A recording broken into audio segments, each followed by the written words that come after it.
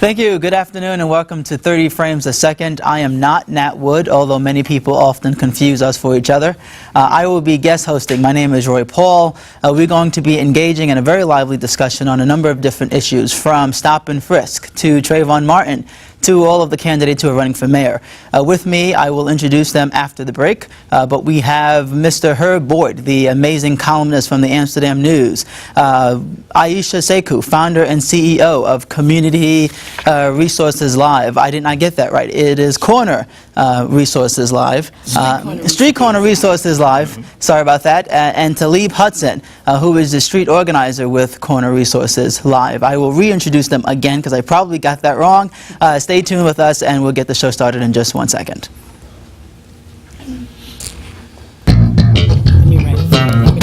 Please. Don't teleprompter. Bring it on.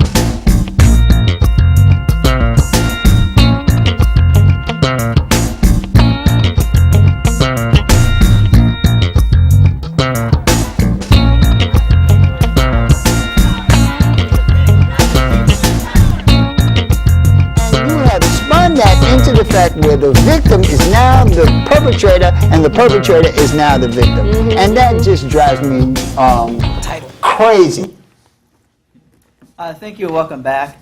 So we're going to be having a number of discussions that we're going to be engaging in here on 30 Frames a Second. It is my hope that we leave you informed and empowered to continue these conversations in your local different communities.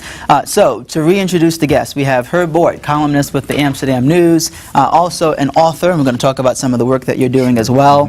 Aisha Sekou, founder and CEO of Street Corner Resources Live, and with her, her co-host of the show that she does on WHCR, which I also want to talk about, Mr. Talib Hudson, the Street Outreach Coordinator for Street Corner Resources Live. Thank you all for joining me. Thank you for having us. So we're going to start the conversation with the Trayvon Martin aftermath, and we're going to be having a call-in from a Florida State Senator, Dwight Bullard, who's leading the effort in the Florida State Legislature to repeal Stand Your Ground, which is one of the central issues in this case. But first I want to start with you, Herb Boyd, from a journalistic perspective. Sure. Kind of give us some context for how this entire case even came to trial. There was, in the beginning, no one really paid attention to it, and then it was journalists, and particularly black journalists, who helped to bring this issue to the forefront. So give us some perspective. Journalists, along with, community activists, a number of folks on the ground. You talk about stand the ground. It was people on the ground who brought it to the attention of the whole nation. The prosecution kind of dragged its feet on this whole situation. I think Angela Corey, who was kind of brought in and tried, hey, push this thing forward. Reverend Sharpton, the activists who really got the attention of the country on this situation. So it was a combination of what was going on from the law enforcement agencies, as well as kind of push that was coming from the community, saying something had to be done about this tragedy, and it eventually becomes a travesty of justice. So one of the things about galvanizing the people was nothing at all unusual, in the African American community. In fact, we had already put in motion a number of initiatives right here in the city of New York, because this was on the heels of the Ramarley Graham situation up in the Bronx. So we were already somewhat alerted, aroused, concerned about certainly excessive force coming from the law enforcement agencies, the police, or wannabe cops. So that's a little bit of the background, and of course, with Aisha and Talib, we can kind of join in and kind of bring and flesh it out and see exactly where it was. Actually, it gained new momentum with that verdict. The verdict only intensified and incensed us even more, though as many of us who've been out there for many, many years on situations like this, we were not at all surprised by that verdict. In fact, we would have been stunned if it would have been anything other than what it was. We had anytime the defense can get its jury, it's pretty much a done deal. And we were looking at the composition of the jury and say, well, let's see much hope there. That's right. Let's see much hope there, as well as the prosecution, the first witnesses that came forward, was not a very strong case for for them in the beginning, to say nothing of the fact that they were like slow picking up the ball. As a matter of fact, the defense was off and running, almost 2 weeks before they even got their thing in motion. So we saw that as being very detrimental to the whole process. So the whole justice process, we understand justice in this country anyway, the kind of inequities that exist there, so Absolutely. not at all surprised. So let's dig a little bit deeper, because Ms. Sekou, her board talked about the fact that he saw this coming. He would have been surprised if the outcome was any different. But there still seemed to be some anger and outrage. Do you think that the country was following this case the way that Mr. Boyd was following it? Let me tell you, the discussions that we have been having with young people, while Street Corner Resources, as you know, we have the radio show and we occupy the corners, so we engage young people on a daily, regular basis, even when we're not on the corners, even when we're not on radio, and when we're just walking through the street. And most of the conversation has been, since the trial started, was about the whole Trayvon Martin case. These kids, young people, were following this whole case like their lives depended on it, particularly young black men. And I'll tell you, after the verdict came out, two things happened that really touched my heart. One was I was asked to come and address young men on the Jets football and basketball team. And this was about 100 young people, and all males. And they were out on the football field. And as I was walking towards the football field, I'm like, walking towards them, what am I going to say to them? Because I'm angry. And so that's what I said to them. I said, I'm angry, and I really don't know what to say. And I got a little choked up. And then I said, if anyone else is angry, put your hand up. And they all, little bitty football players, put their little hands up. And then the bigger high schoolers and middle schoolers put their hand up. And they're all angry. And we had to have a dialogue about what to do with this anger. And not just them. When we were occupying the corner, the same thing. We had young men, Tully, you remember Prince Saul and some of the others came up, young men from the housing developments and from 129th Street, and they all came out there so that they could express and vent that anger. And then what we saw a little while later was that the elders came out so that they can express and vent that anger. So I think some people in our community, especially our young people who have not been and seen what you've seen, Mr. Boyd, were expecting that it should be fair and that it would be something different. And I think that they were really hopeful that, the way that everything looked, it looked like it was not right.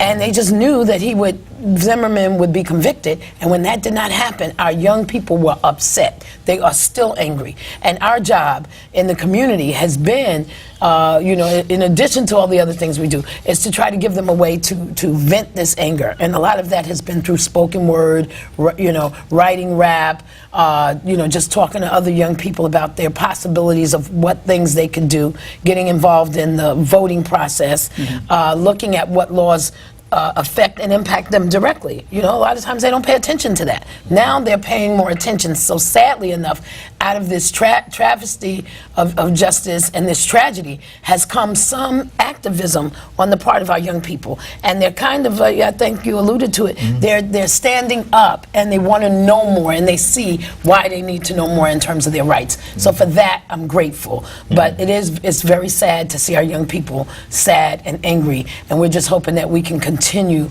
to direct that feeling, that anger, in a way that it can be useful and that it helps to uplift them and move them forward in a positive way in their own lives. Speaking of paying attention to the law, everyone is paying attention to the Stand Your Ground law, not only in Florida but in the other states that have them. I believe on the telephone we have Florida State Senator Dwight Bullard. Are you there, Dwight? Yes, I am. Hi, thank you for joining us. I want to get your take on the Stand Your Ground law. I know that you're doing something in Florida to try to repeal it. Can you talk about your efforts? Well, yes. Actually, it's very poignant that we're having this conversation now because we have a process in Florida that in order to get a special session, you have three ways that can happen. The governor can call one, the House Speaker and President of the Senate can call one, or a poll can be conducted in which if 3/5 of the legislative bodies agree to have one, then that can also occur. So just yesterday, we got the enough signatures.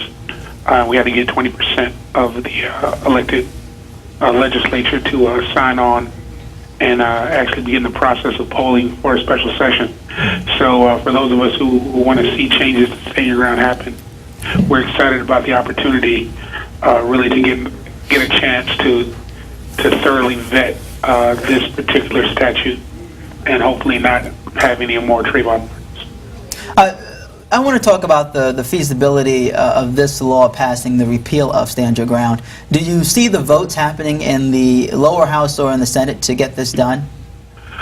Well, it's always a weighty road, but I look at where we've started to where we are now, and the idea that the voting public, the public that before had been polled and really didn't have an opinion on it, have really been affected by the outcome of the trial, the Zimmerman verdict, and also by really the courageous exercise in democracy being explored by the Dream Defenders, who are the young adults occupying the Capitol. And now they've been going on about 30 days almost, occupying the governor's office, trying to get this special session to happen. So those two things have really been working to galvanize a real support system around the issue. And so I really do foresee some action being taken. We don't know what that is at this point. It could be something as big as a full-on repeal, or as significant as passing what many have called Trayvon's Law, which is disallowing the aggressor to initiate the fight or altercation and then claiming Stand Your Ground in the process. So we're excited about the possibility. Yeah, I think it's important that you mentioned the young people that are boycotting there in Florida, because at the heart of every movement really are young people standing up and being outspoken. I'm not going to tell your age, but you are a young state senator there in Florida. I want you to try to give us a perspective on the conversations that you're having. I saw on Facebook that you were out there with some of the young people that were out there. So talk about the conversations you're having with these young people and how they're conceptualizing this issue. Well, they really view it as really an assault on their livelihood. I mean, the idea that you have all these societal landmines, really, that have been created for youth, especially black and brown youth, that the country has laid out, whether it's the juvenile justice system, the normal adult justice system, the lack of access to college, the lack of access to jobs, and they sort of see this perfect storm for creating really a treacherous landscape for young adults. And so they say, okay, how can we push back on it? And they really understand now that the fight that was waged in the 40s, 50s, and 60s by our predecessors isn't done. And for too long, there's been a break taken by those who were fighting for civil rights, and so they really view this as the opportunity to continue the legacy established by Dr. King and others in really changing the landscape for people of color in this country, and that's the way they view it. They truly are the epitome of standing on the shoulders of your ancestors in terms of what they're trying to do. They view themselves in the same light as the Greensboro Four or the Little Rock Nine in terms of what they're trying to do and what they're fighting for.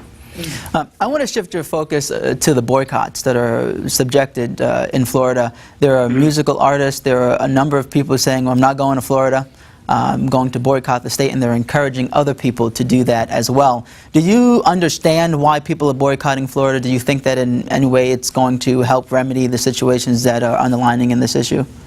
Well, I think it's important, but I think it really just can't be just a boycott. I think That's right. We have to understand sort of the nature of things, and the African American artists who are opting not to come to Florida, I totally understand why they're doing it. But at the same time, for the community that adopted Stand Your Ground in the first place, the ideology or ideological nature of the individuals who've adopted these laws, they're not necessarily concerned about diversity, unfortunately. And so Actually, I saw a Facebook post by a former member of the legislature that applauded the fact that Jay-Z and Madonna weren't coming to Florida. And he said Florida is now becoming a better place to live because of it. So when you have those attitudes, you have to also understand that not coming to Florida, although it impacts the pocketbook, we still need the resources, the sort of brain power, the collective brain power and the energy of those that are really in this fight to be present and to be relevant in changing the laws and changing hearts and minds around any number of issues related to youth. And how do you see us going about changing those hearts and minds? I mean, there seems to be a number of issues within the issue here. You've got a racial undertone that I heard there from one of your former colleagues.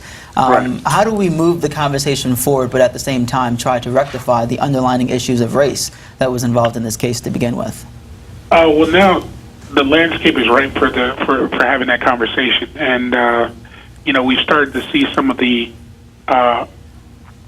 really bad education policies that were implemented here in the state years ago really starting to unravel. Whether it's school grading, whether it's the funding formula that detrimentally impacts schools in low-income neighborhoods. So we're starting to see all of these things take shape. Pushback on prison privatization that we've seen in the state. So now folks are trying to figure out, okay, now that the world's been alerted to the fact that there's this sort of neo-antebellum colonialism attitude that started to take shape in the last few years, now that people are becoming very aware of how the criminal justice system has treated black and brown youth for any number of years, now they're saying, all right, so what are the fundamental changes that need to happen? And this is really that time and opportunity, and what the collective brain power does is presents the better argument. That your policies have not been working. You've gotten nothing, but you've broken the backs of middle class citizens and poor citizens, and now they're sick and tired of being sick and tired. So here's a better, more valid way to reshape and reform what you thought you were trying to do in the first place, which is make society a better place. And that's what I mean by that collective energy. Mm-hmm. We're looking for that input. Well, Senator Bullard, I have to thank you for calling in. You were really a shining example of what young people can be if they get involved. I have a hard time calling you Senator Bullard. I'm still used to calling you Dwight. Absolutely. I knew you when you were in the state legislature, and you have ascended to the state senate, and maybe one day you'll run for governor. Who knows?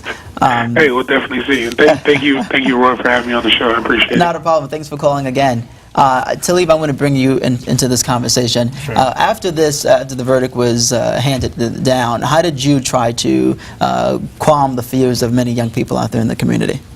Well, I think the first thing is it wasn't so much as calming fears. I think one of the things that became very readily apparent was that the verdict, when it came down, definitely tapped into a larger sense that life is not valued, and for young black men that their lives are not valued, and so it's almost impossible to try to calm that fear. The only thing to do, I think, is to try to understand the context, and as Aisha said, and as Herb was mentioning, and try to find a way to channel that. One of the things that when that verdict, that Saturday night, we were doing Occupy the Corner on 129th and 7th Avenue, and the young men that were coming by, the issue of stop and frisk kept coming up. And what we've seen is that a lot of people, especially young black men in particular, are making this connection with the Zimmerman verdict, with stop and frisk, with the feeling that their lives are expendable for the larger society, for other people to feel safe and comfortable when we don't even feel safe and comfortable. Mm-hmm. Aisha, I want you to piggyback on that. There's so much outrage, and it's very difficult for anyone really to look at young people in the faces as they're expressing this emotion, what do you actually say to them? What are your words directed at them? I try to be as transparent as possible and not let them think that everything is okay, because everything is not okay. And that was the language that was being used after the trial in a lot of places on television. Oh, it's going to be all right. Oh, the community will keep calm, and all of those kinds of things. While we didn't want young people to be irresponsible, we didn't want to lie to them and make them think that this is something that's okay. Injustice is not okay. And to have dialogue, so one of the things that we would do is have dialogue, and we continue to do that, and meaning that we talk. And we talk down to the nitty-gritty. We let them express themselves, not just talk at them and give them a whole bunch of verbiage, but just try to get a sense of what are they feeling. Because we have to hear what they're feeling so that we can help to direct that anger, because that anger undirected could mean incarceration. And so we don't want that. We don't want to continue to feed the system. So they're already feeling devalued, and they're already feeling like they, in some sense, want to act out on that feeling of anger. And so we don't, again, want to feed the system. So, a lot of times our time is spent just really hearing them. And, everything we can't fix, but we can let them express, let them vent. And we encourage parents. We talk to a lot of parents that have sons, and they'll say, well, I don't know what to tell my son. My son is 17, and he's been watching this every single night with us. He's been watching this case all day long. He's consumed with it. He's on the internet. What do I tell him? And I say, well, why don't you let him tell you? Because we have to hear what they're saying, and if nothing else, we need to just continue to let our young people have dialogue, but also register them to vote. Those that are of voting age, and those that are not, let them help to make that happen with their friends who are eligible to be registered to vote. And then also talk to them about, it's an opportunity to talk about a wealth of things. One, about education and the importance of education and playing a role, maybe a possible career in the law enforcement arena, the law arena. They have to get in this. You have to be a part of this system. You have to go to jury duty. You can't say, well, I want to be registered to vote, and then you don't show up for jury duty, because those are the people who make the decision. And so you have to be part of the process. So those are some of the dialogues that we've been having. And also on top of that, I think that one of the things that we've been doing that I think is very, I don't want to say simple, but almost basic, is the message that we put out to the youth, and to young black men in particular, because there's so much negativity. But I think this is Dr. King quote, and I'm going to butcher it, but it says hate cannot drive out hate, only love can do that, right? You did a pretty good job with that, by the way. Oh, thank you. And so, for example, you see the I Am Peace buttons, just have an I Am Peace t-shirt on. And so one of the things that I've been doing personally more is when I walk down the street and I see another brother, I recognize him as a brother, and I say, peace, brother. If I see a sister, I say, peace, sister. And I think speaking positive messages and speaking love to one another, I think will help to build up and affirm each other, because a lot, again, of what's going on is such negative energy. So even if someone doesn't know what to say or how to react or what to do, even something very simple as speaking peace and love, I think can make a big difference. Yeah. Mr. Board, what role do journalists have with sort of shepherding this conversation? I know that a lot of people say it's got to be urban media to sort of take the charge on race. Well, in New York, it's such an urban conglomerate here, but there's very few outlets for urban people to get on television and express their opinions or have this kind of conversation. Well, shows like this obviously are very important in that regard. And I think the key word, though, is, Aisha said it, is to listen. And also, as a result of listening, to understand, and then have this intergenerational dialogue, as you're talking about, Talib. I think that's important in terms of understanding where we are, kind of a common ground that we stand on, a common heritage and history that we can respect. And we use that in terms of galvanizing and marshaling all of the resources we have to attack a system that seems to be absolutely opposed to our existence. Exactly. And so we have to be doing that on a number of levels. You talked about education. That's got to be critical. Pre-K. we have to start very early on, begin to inculcate in our children a sense of responsibility, a sense of accountability, and also the dangers that lurk out there in the society, That's right. that is around every corner. So they have to be carefully taught. To borrow a phrase from South Pacific, they have to be carefully taught in terms of how to survive. I know we have Carol Taylor is a good friend of mine, and her little black book out there need to be brought back out in front again for our young people, Absolutely. I so they remember can the be little book. armed when they step outside in this society. So as a journalist, I'm a listener. I'm hearing what I Am Peace is saying. I was out there when they had that big demonstration in the heart of Harlem, and having people come in. The whole Newtown thing was then fresh on folks' mind. The whole anti-gun violence that we so much a part of this here drive. We just had a decision on stop and frisk, and as Aisha said earlier, all of this stuff is a matrix that's interrelated. It's That's right. connected. It's all Racial profiling. Trayvon Martin was racially profiled. There's no doubt about that. The whole stop and frisk, we're talking about the number of black and Latino young men in particular. Over the last 9 years, 4.4 million? 88%, and nothing had done nothing at all wrong. And it's all connected up. Once you begin to profile them like that and stigmatize them and throw them into the so-called criminal justice system, you begin to track them straight to the penitentiaries, the whole Absolutely. mass incarceration that exists in this country. We know that for us, we represent in this country 5% of the world's population, but we got 25% of the people behind bars. So we have a concern across the board, and it's all interrelated issues. Before we go and talk about stop and frisk, which I want to talk about, I want to just draw your attention to President Obama's statement after the Trayvon Martin issue came out. After the verdict was handed down, he sort of handed a tempered response, saying we had to respect the verdict, and we're a nation of laws, etc. And I saw all over the place he was lambasted, from media to outspoken columnists who said that was a statement that pretty much indicated that the president didn't understand that he was a black man as a president of the United States.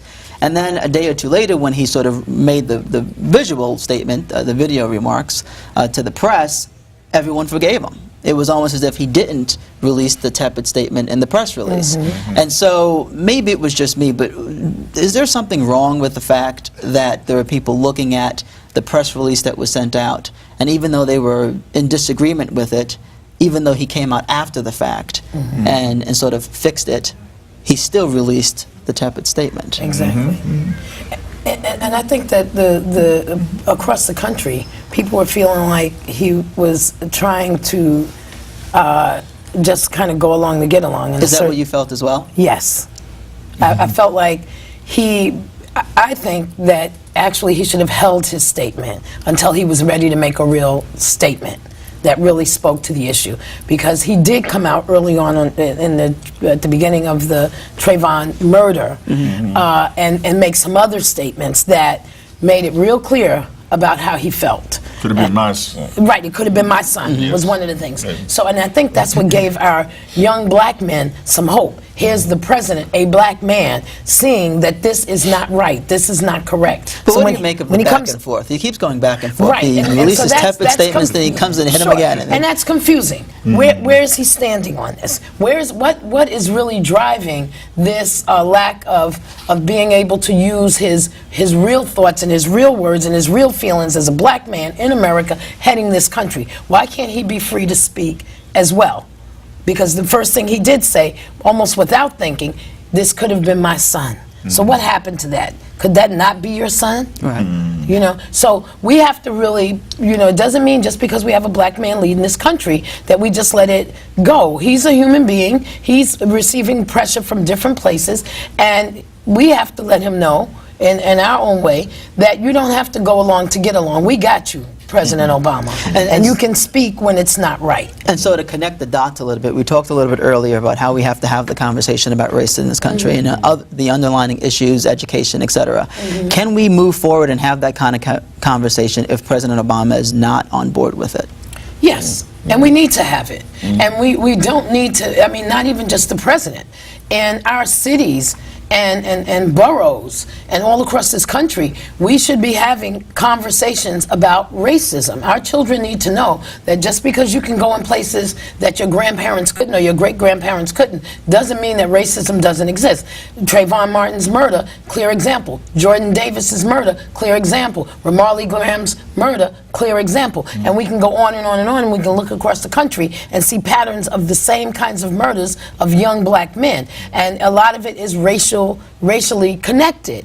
And so we have to have these conversations. We can't wait for permission from anyone. We need to have them in our homes, in the barbershops, on the corners, on the stoops, and wherever people gather. We should have conversations about what's going on and forget these dialogues. And I want to make sure that I say we have to also encourage our young people to stop devaluing themselves using the N-word, referring to themselves as the N-word, because that takes the value away from them in terms of how other people view them. No, it's no slang. There's no okay N-word. There's no way to say it and make it okay. It's always been ugly. It always was the thing that represented that our life could be taken at any time and we didn't matter. And that still exists today, and our young people have to really understand that a lot of that is connected to how other people see us, because that's how we're defining ourselves in ways that they battered and beat and killed us in the past. That has not changed in terms of the N-word. So we have to make sure our young people know not to use that word. Talib, you look like you want to jump in there. Well, yeah, I would say I would say that as a nation, that it would be extremely difficult, if not impossible, for us to have a conversation about race and racism, and now we're adding into their white supremacy as well, without the president being a part of it, for the simple fact because people will always point to him and say, well, you have a black president. And so I think that when he made his initial statement that that was a bit vanilla, if you will. I think that at that point, Fruitvale Station had just come out in New York and California. I think, with the Zimmerman verdict, I think tensions were very high. I think the way it played out over the weekend, I think I'm satisfied with, from what I understand, is that he was ready to make a statement that following Tuesday to some reporters, but he was never asked a question. And I think it was that Thursday where he came out and really gave more of an impromptu delivery on his feelings. I think it was actually better than having a pre-fabricated, pre-concocted statement that would have been released. And I think for me personally, as a black male, that was the first time where I felt that he put himself within the context of being a black man in America, which he had not done so at all in his presidency to this point, and reminded me of the person who wrote the book Dreams from My Father back in the early 90s, as opposed to the person who was seeing themselves as the president of the United States of America. So I think that we, and I say we, I mean those of us in the black community, those of us in the activist community, can have conversations about race, racism, and white supremacy, but I think those will still be the same conversations that we've been having. I think that parents should definitely continue to have conversations with their children about the real dangers that are out there, without fear of someone saying, oh, well, you're being sensationalist. No, the fear is real, the danger is real. Just be, it's not paranoia if they're really after you. But I think that if we're talking about a larger, broader conversation in this country, then you definitely need, if the first black president of the country is not on board with the conversation about race, then you're not really having a conversation about race in the country that elected the first black president. Exactly. I just want to tell those at home that you too can call in and hit this back and forth with us. The number to call is 212-757-1393. Hopefully that will be placed on the bottom of your screen. 212-757-1393. I want to talk about stop and frisk. As you all know, this is something that has been going on for a long time, the debate here in New York. The overwhelming number of people that are stopped are young black and brown men. Many times they are not charged with any crime. They don't have weapons, they don't have drugs, but they're stopped anyway. And the police department has rationalized this by saying that crime has been prevented because of this policy that has been implemented. I want to talk to you, Herb, because you've been covering this from the very beginning. I want you to give me your take on the federal ruling. Judge Shylin, I don't know if there's any relation to Judge Judy. Not at all. But she handed down the ruling that this is pretty much unconstitutional. Exactly. We're going to get into the politics of it in a little bit, but talk about it from a journalistic perspective, what this verdict means. Let me just jump on something Aisha and Talib have discussed in terms of this conversation and who should be having it. You know, I don't think African American, Hispanic American, I don't think we have any problem. We know what the problem is when it comes to race. And we can have our discussions in terms of the content of that discussion. We can determine that, the agenda and what have you. But there's another segment of the population that really should be having this discussion about race. Absolutely. Particularly those who are in denial, you know, who are saying that we're in a post-racial society, that everything seems to be all right. And you're not just talking about those from the Caucasian persuasion. Don't be subtle about this. Straight ahead. Exactly. That's who should be having discussion, because that's where the problem is. You know, we don't have any problems with. You know, we know exactly who we are. We know the kind of intimidation, harassment, the kind of terrorism that we've have been visited upon us since day one. So we have no problems with that.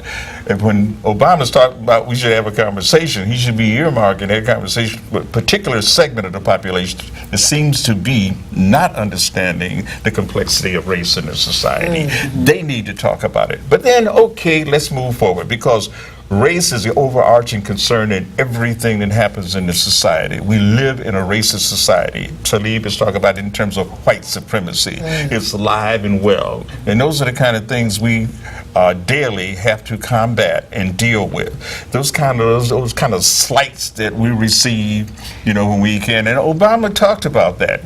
I mean, he personalized that. One of the things that resonated probably more so than anything else about that particular impromptu speech was the personalization of it. Not only before Aisha, he did say, you know, it could have been my son. But this time he said, it could have been me. It could have been me 35 years ago, what happened. So he really began to personalize it, and at the same time began to talk to the white community at large in this country in terms of the frustration that we face as so-called citizens. Because when you get back to stop and frisk, you get to the 4th Amendment and you get to the 14th Amendment. African American people know the 14th Amendment backwards and forwards. Just like we knew the 13th and we know the 15th. There's no more important amendments, you know, in that Constitution that we don't understand better than the 14th Amendment. And so when Judge Shinning comes out with this decision, and of course it's not enough, it's a step, but it's not enough, it's hardly enough. I call for the total eradication of stop and frisk, not reforming it. Right. Not reforming. I don't know how you feel about it. Well, it's clear that stop and frisk has not stopped the number of guns that come up the Iron Pipeline, which is I-95, from the south up here, up north, to places like Harlem and Brooklyn and Queens, because guns are easily available, readily available. I mean, you can tell because of the number of shootings that we have in our community.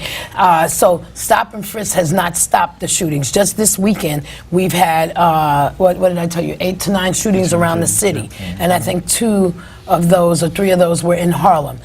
So stop and frisk did not stop those guns. Okay, and it's real clear that I don't know exactly what the stats are, but it's a small, very, very minuscule number of guns that are brought forth out of stop and frisk. 6%, I think. Yeah, and probably a little 1,000 right. stops, So you know. that's not making, it's not doing anything. I think that what could probably be more valuable and probably turn up more guns if they wanted to was to do some checkpoints on at certain times. You know, what do you call it? The random checkpoints, Yes. and possibly do a check, because the guns are usually in a trunk. And usually in a trunk that's coming up north. I'm talking about, you know, in mass. And so there's not enough effort in that direction, but there's so much effort in stopping and frisking every young black man, whether he's coming home from college, going to play basketball, on his way to take his mama to the supermarket. Young black men are being stopped all throughout the community all day long, and if they're not stopped by the police, they're being stopped by gang members. Who are you rocking with? What are you doing? And so with all of that, where does that put the spirit of our young people. And so stop and frisk, while it's dehumanizing and degrading and very frustrating in our community, it also takes away from the spirit of the young person. How do they feel when they're left after they're patted down, treated like a criminal, and then told to, well, okay, you're lucky you got past this time. Like, this is some kind of thing that you have to go through in your community to be dehumanized. So what happens to the spirit of our young people? They are traumatized. Along with that, in the shootings that happen in the community, and the guns that are in the community, and the fear. So there are some other things we have to do, and we can't just use stop and frisk as the vehicle or the thing to validate dehumanizing our kids, and not using the fact that there's gun violence to say this is why we have to have stop and frisk, which dehumanizes and takes away from our young people. We have some other things that we can do, and the police department is more intelligent than that. And I would like to see Commissioner Kelly bring that forth. They have other tools besides stop and frisk. We're going to dig a little bit deeper into this issue, but it's been brought to my attention that we have some callers on the line, so I want to get to, we have 4 calls, look at that. So the first call, can you let it through, please? Yes, hello, salam alaikum. Hi, how are you? What's your name? Okay, how are you? My name is Stefan Omar, and I'm calling from the village of Harlem, or as we call it, the Big Mango. And of course, I know some of your panel quite well. Herb Boyd, who one of my favorite journalists, and he's a Scorpio. And then, of course, Aisha Sekou. I've called her the female Al Sharpton because she's been out there. And I've begged Sister Sekou on many, many occasions to please run for public office, and every time I beg her and plead with her, she just says, I'll think about it, and she knows I'm telling the truth. And the sad part about this whole program, and I'm taping it because I want my grandson to watch this, is the more things change, the more they stay the same. Here we're getting ready to go to Washington, the 50th anniversary. They just awarded Bayon Rusted a medal. I understand he'll be getting a medal. My son went to his school. There's a school named after him. I believe it's on 17th Street, and he was one of the great leaders of the movement. But my question to the panel is this: with tears in my eyes, I had to explain to my 11-year-old grandson, who usually goes to Italy to visit his grandmother over the summer, but he stayed with us. And I think Sister Sekou knows him. His name is Amon Ra Malik Shabazz, and he said, Daddy, why is it that the white folks hate us so much? Why do they hate us so much all around the world? We just lost Malcolm El Haji Malik Shabazz. His grandson was killed brutally in Mexico City. They still haven't found the culprits to that. Why is it that they hate us so much? And I showed him the book with tears in my eyes, Death of the Delta with Emmett Till. I said, Emmett Till, when I was coming up, I was 11 years old when that incident happened, 14-year-old young black boy from Chicago that got killed brutally in Money, Mississippi. And with tears in my eyes, I had to show him this book and explain to him the guilt that this Canaanite feels for us, the guilt and the murder that he feels. And he says, I never understood it. And I had to explain to him, being that he's living in Georgia now, how careful he has to be and the stuff we had to go through. And I'd like to ask the panel this: when are we going to say enough is enough already? And when are we going to hold the politicians' feet to the fire and say we are fed up with this and we're going to boycott this whole bloody country until we get what we want? And once again, I'll leave with my signature: I love you, and there's nothing you can do about it. Keep the faith, baby. All right, thank you. We're going to answer that call in a second. I'll direct this to the panel, but I want to move on to the next call since we have 3 other people waiting.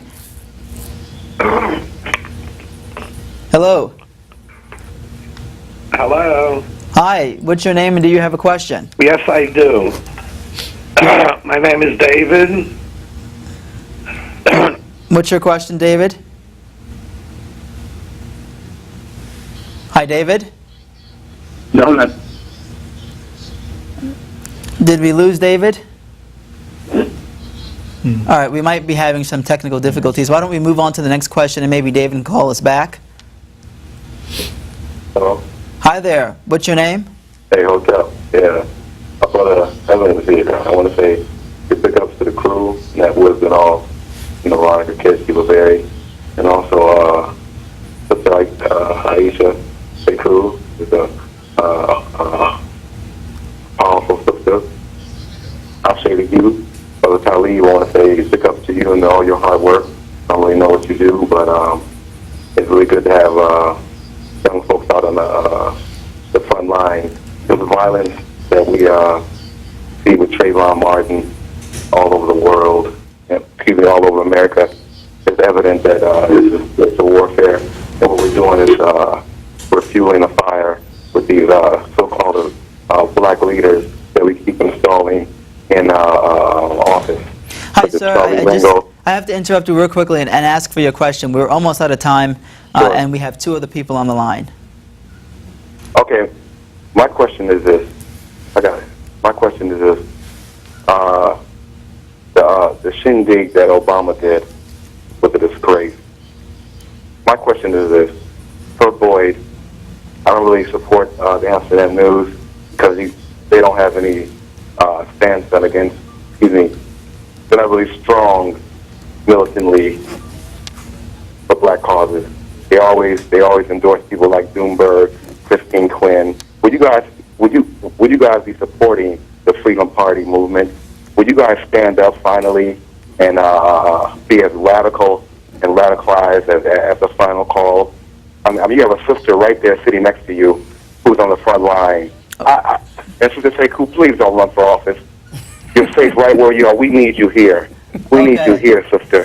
Thank you, we sir. need you I think here. we got your Don't question. listen to that. That's garbage. So I think I got the question, and we'll ask it in just 1 second. Can we move on to the next caller, please? absolutely. Hi there. Hi, how are you today? Good. What's your name?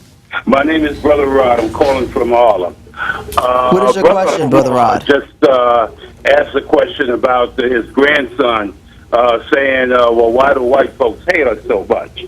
I want to ask the question, why do we hate each other so much? The black-on-black crime is more rampant now than it was 40 years ago. These rappers that are out here with this music, spewing N-word and showing these negative images of our beautiful sisters and call them all kinds of B's and H's. We don't need this stuff in our society. When I was coming up, we had brothers like James Brown, Curtis Mayfield, Gamble and Huff were writing songs with messages that were sung through the OJs, Lou Rawls, and Billy Paul, and Harold Melvin and the Blue Notes. We need to bring that back. We need to get these kids, guns out of these kids' hands, and we need these kids to pull up their pants and have some self-respect and respect you live. Don't mess up where you live.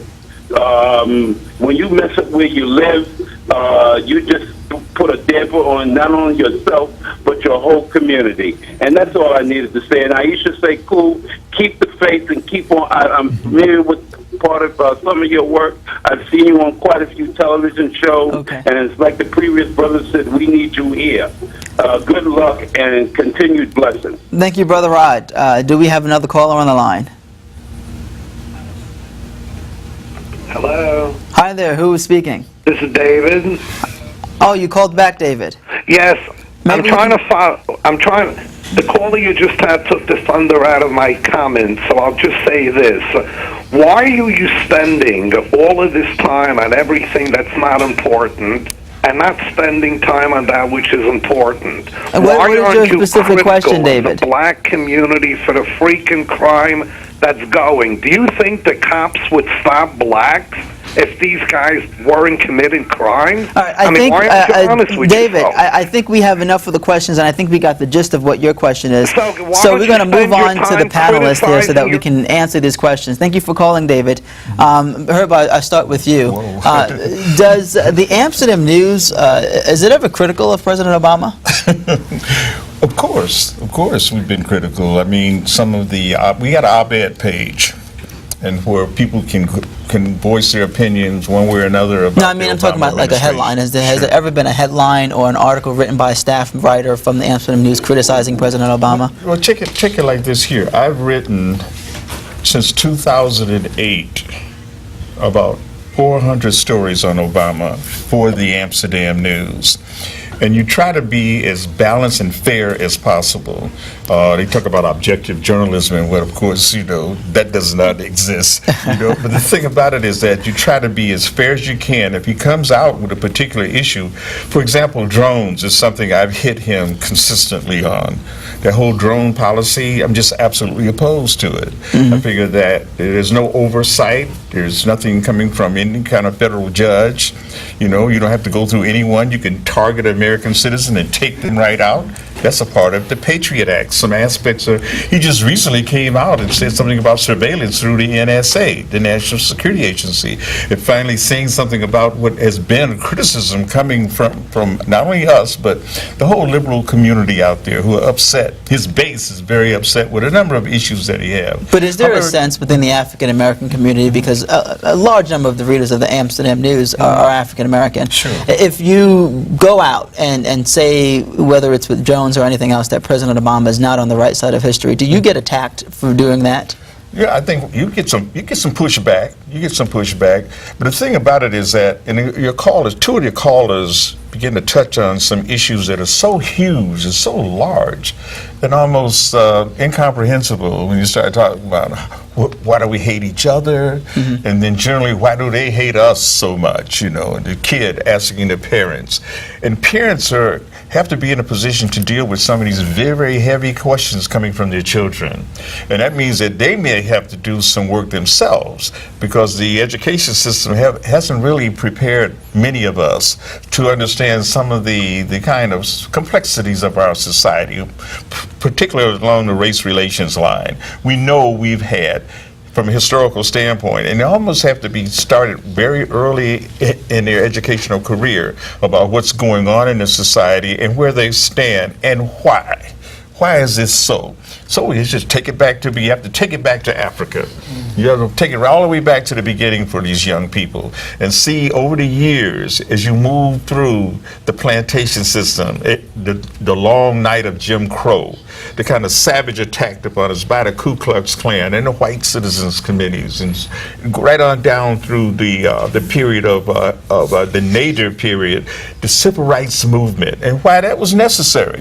Because all these issues are out there. They have to be carefully taught. I'm going to pause one quick second. Sure. I want to move to another call that's on the line. But we need to have a part 2 of this conversation. And I hope that I did not flub this so that Nat Wood would allow me the opportunity to come back and do this. Oh, no, you're doing a great job. Sir, you're on the line. What's your name?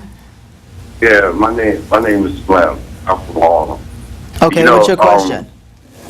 Well, my question is, why have we brought into this thing about us hating each other so much? Like, from my understanding, things like crime are perpetrated on people in one's proximity. I don't hear white folks talking about why. I don't hear white folks talking about. All right, I think we might have lost you there with some of the communication coming in, but I think I got the gist of your question, and we'll address it in 1 second. Talib, I want to move to you for a second. Have you ever been the subject of stop and frisk? I love when people ask me this question. Thankfully to God, no, I personally have never been stopped and frisked. But I spend a large part of my life living outside of the city of New York for school, and part of which my parents did that specifically so that I could be removed from some of the dangers that some of my friends have gone through. But my friends, yes, who have lived in New York City for every day of their lives, have been stopped and frisked. And I think for 1 second we should just sort of talk about it. Maybe Aisha, you would know this a little bit better than I would. I haven't been stopped and frisked, although I've been the subject of driving and pulled over for no apparent reason with my mother in the car, no less. What do they think, I'm selling drugs to my mother? I don't get it. But the process of being stopped and searched is not a pleasant one. I mean, I don't think police officers knock on your window and say, please step out of your car and show me your license and your registration. It's pretty brutal. I mean, they tackle you, they push you up on the wall. Talk about the experiences that you've had when you've talked about this with young people who have been stopped and frisked. Well, first I'd like to preface this with saying that almost every graduating class from the New York Police Department for probably the last 3 to 4 years, I've had an opportunity to have dialogue with and have included stop and frisk. And there have been times when I actually went in really quickly, when they right after the introduction, I go in and I say, how many people have been stopped and frisked and felt uncomfortable? Put your hand up. And this is graduating officers. Wow. And almost every single officer of color, black, Latino, officers that came from Guyana and other places, India, anybody with brown skin had their hand up. So I just want to say that. And I had conversations after where officers did come up and say, and I tell them, I say, always remember how you felt. What did it feel like to you? You were afraid. You were afraid you wouldn't come out of this situation whole, that something may happen. So you have to remember that when you stop and frisk. Now, how well that works, I don't know. But I do run into officers in the street, and some of them do remember that. And I do see the benefit of having said that to some of them. But I will say that young people often, I can't even tell you, I've witnessed so many stop and frisk, more than I'd like, with You've officers. witnessed it personally. Oh, sure, I stop and I watch them. I have so many on my phone. Wow. The one right after the stop and frisk became like really such a hot issue, like really, really a hot issue, and it was in court. I saw an officer with a Hispanic man. They told him to get out the car, and they put their body up on his body so he couldn't move. That's illegal. They're not supposed to do that. The other thing is they went into his pockets and under his person, and they're not supposed to do that. That is illegal. Okay? And oftentimes that's done, and it's very dehumanizing. That means everybody's watching. I just recently had a young man, a professional young man, relate to how he went to his girlfriend's house in Long Island. The girlfriend happened to be Caucasian, and the officer stopped him when he pulled up near the driveway. When he pulled up near that driveway, they had him get out the car. They took everything out of his car. They took, went under his person and everything. And he was humiliated. And then they left with all of the stuff out of his car, and he had to put it back in. And then, of course, he faces humiliation in front of all of these people who were at this cookout. It was a cookout. So whether it's that kind of situation or a kid on the corner of 135th Street and 7th Avenue whose things are taken out of his pocket and thrown on the ground, oftentimes officers are doing things that they don't have to do. It's unnecessary. If there is something that happens, you have to stop a young person, he fits the description, it is not necessary that you take him all apart in the process of just trying to find out who he is and where he's going and has he committed a crime or not. And so we often, in our meetings with the police department and with Commissioner Kelly, we always encourage the commissioner to press upon the inspectors and commanders of our precincts to ask their officers to do this in a way that our young people are not left humiliated and broken. All right. Before we finish, we're about to close here, but Herb Boyd, the 50th anniversary of the March on Washington. How is the story going to be written? Oh, it's already being written. People are getting on those buses, signing up to go down there. This is the 50th anniversary of this march. We shouldn't forget Bayard Rustin's role 50 years ago. Sometimes he's overlooked, but he was a key court architect of the whole thing. It goes back to what you said. It's all about history. His partner, when he died, is still alive and is spreading his legacy all around. Indeed. I want to thank everyone for joining me today, those who called in. Herb Boyd, Aisha Sekou, Talib Hudson. Google these names. Find out what they're doing. Keep the faith out there, and I hope that you walk away engaged, empowered, and willing to make some creative change in your own communities. Thank you so much. I'm Roy Paul.